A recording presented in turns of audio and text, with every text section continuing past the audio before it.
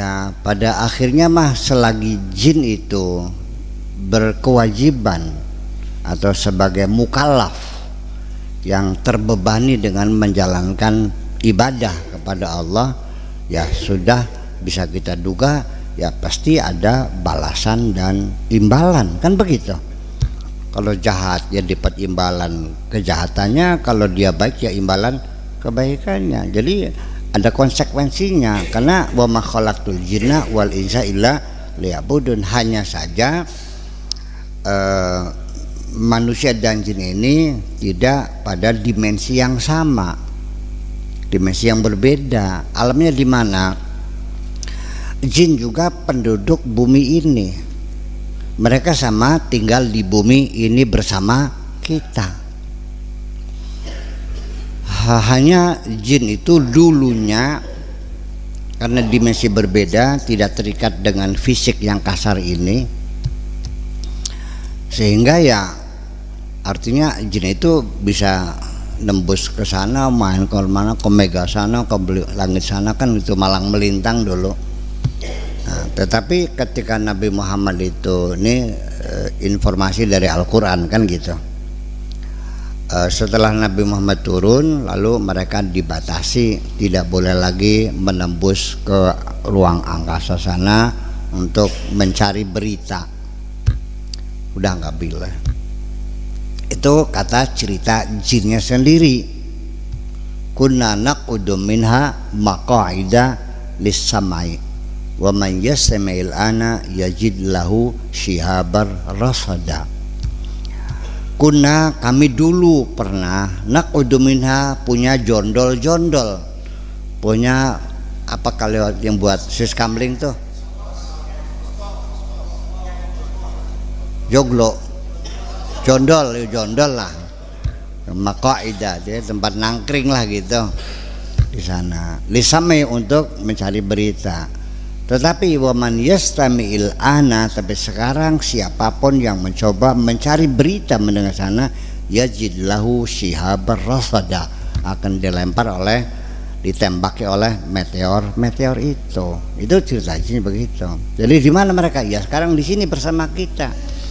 Ya di ruangan ini juga banyak kok. Tuh di belakang sampai ada tuh.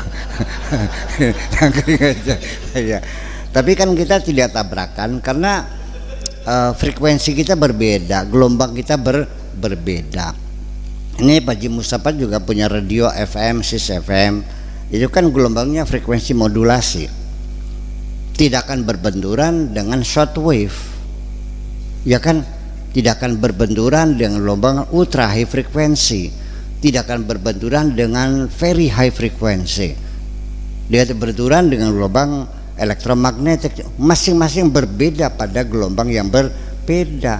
Maka manusia dan jin juga pada gelombang yang berbeda.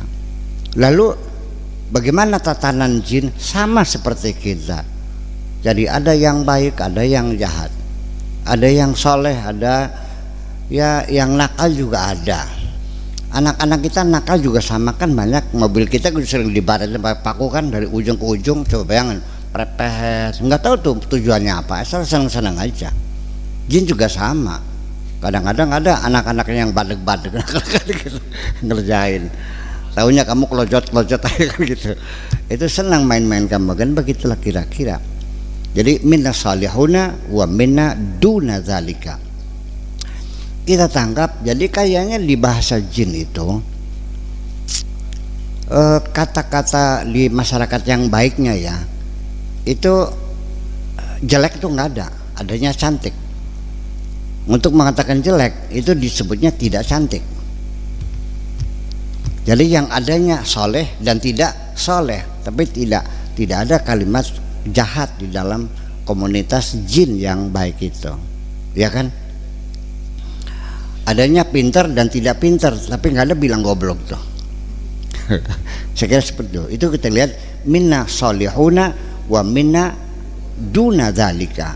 Sebetulnya kan minna solihuna wa minna talihuna, kan gitu. Minna solihuna wa minna fasiquna, tapi tidak minna solihuna wa minna duna dzalika.